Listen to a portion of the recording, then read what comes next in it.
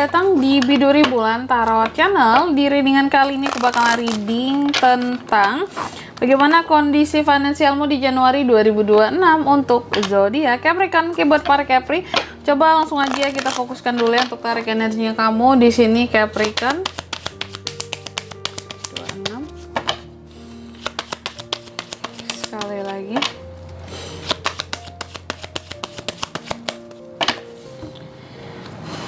Oh iya teman-teman, dan untuk kalian juga yang mungkin mau personal reading ya sama aku juga, bisa banget, silahkan saja hubungi nomor WhatsApp yang ada di kolom deskripsi.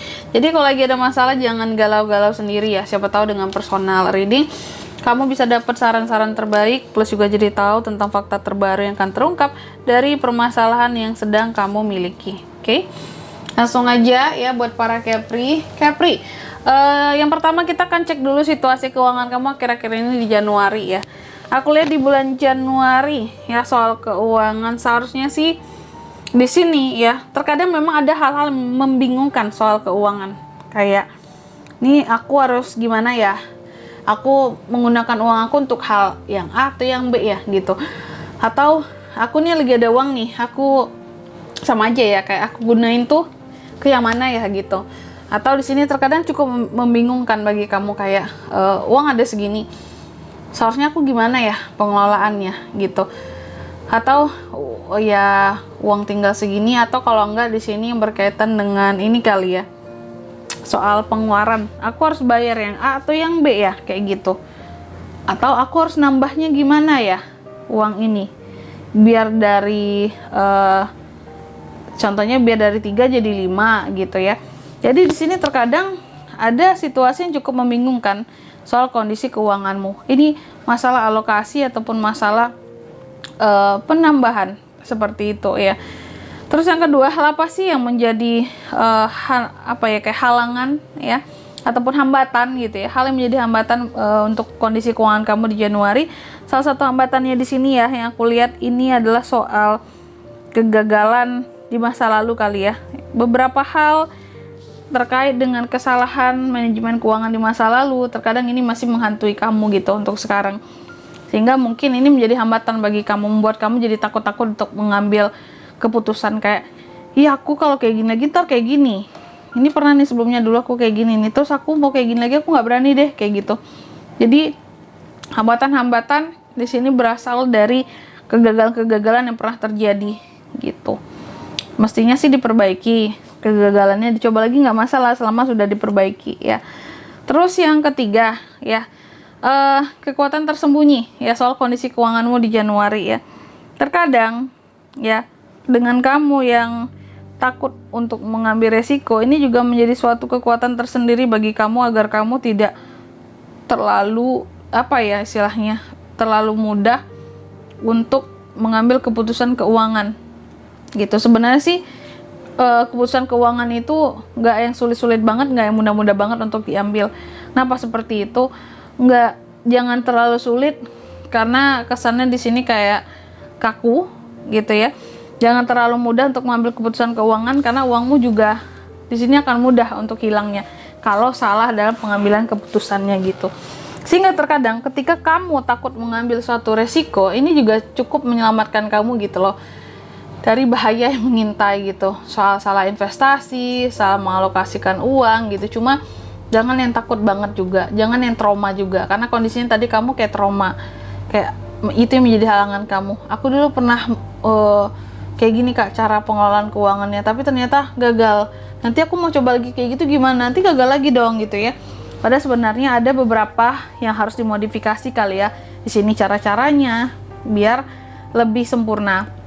Karena Capri ini perhitungannya kalau untuk uang tuh tajam loh gitu ya. Biasanya tuh jarang meleset ya, apa yang dia ragukan, apa yang dia khawatirkan. Tapi di sini seharusnya karena kamu orang yang perhitungan, kamu seharusnya bisa memperbaiki gitu cara-cara yang salah sebelumnya, gimana yang benernya kayak gitu dalam pengelolaan keuangan kamu ya. Terus yang keempat, next stepnya gimana kak buat Capri di Januari untuk kondisi keuangannya. Next stepnya aku lihat seharusnya ada penguatan selama punya keberanian. Itu aja sih, ada penguatan selama ada keberanian ya untuk mengalokasikan keuangan kamu secara tepat. Terus yang kelima, apa yang perlu difokuskan soal kondisi keuangan kamu di Januari? Nah ini, kamu perlu berfokus kepada realita yang kamu lihat, bukan apa kata orang. Kayak orang bilang jangan usaha itu nanti gagal gini-gini, orang bilang jangan invest ke situ nanti gini-gini. Kamu perlu melihat realita yang ada, kenyataan di lapangan, bukan kata orang kayak gini, kata orang seperti ini.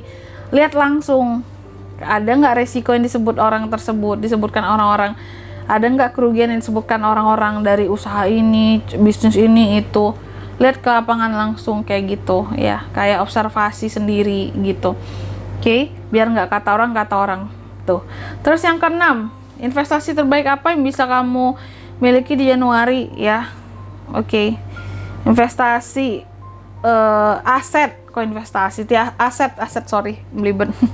Aset terbaik yang bisa kamu miliki di bulan Januari, salah satunya di sini kalau aset ya, yang paling liquid sih emas ya.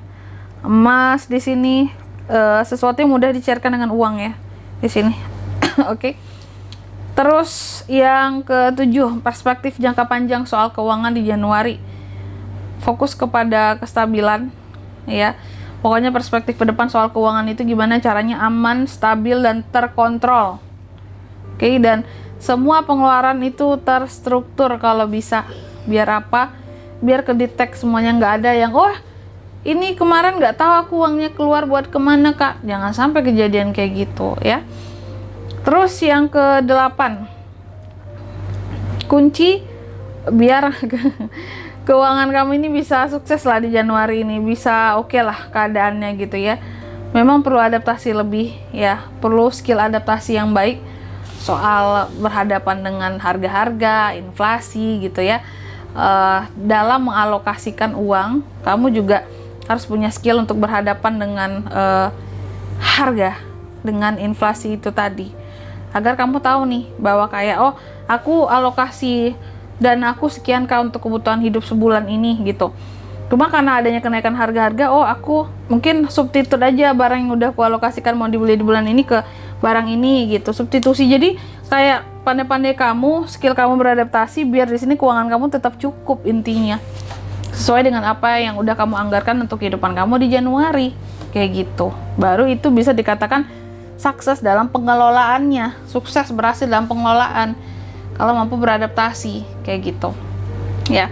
Terus yang ke-9, outcome-nya gimana kak buat Kepri di Januari untuk keuangan? Outcome-nya bagus ya, seharusnya bagus. Beberapa manifestasi akan keuangan tercapai ya, ada penguatan, ada kesempatan bahkan untuk uang-uang masuk lebih buat kamu seperti itu. Oke. Baik, dan di sini kalau untuk zodiaknya kak yang bisa terkoneksi dengan Kepri untuk ini semua ya di Januari. Energi paling kuat Aries, ada Libra, Gemini, Scorpio, Leo. Itu aja. Oke, mungkin sampai di sini dulu ya buat readingan kali ini. Semoga resonate. Jika tidak resonate berarti bacaan ini bukan untuk kamu, dan semoga bermanfaat tentunya. Dan sampai jumpa di video-video selanjutnya. Bye bye. Kepri kan?